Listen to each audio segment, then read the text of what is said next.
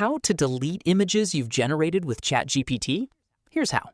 First, open ChatGPT and sign in to your account. Click Images from the left sidebar. If you don't see it, click More, then select Images. Open the image you want to delete. You'll notice there's no delete option on the image itself, even from the three-dot menu. To remove it, go back to the left sidebar where your chat history is displayed. Find the chat that was used to generate that image.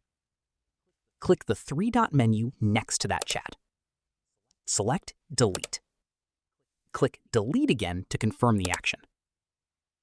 After a few moments, the image will also be removed from your images library.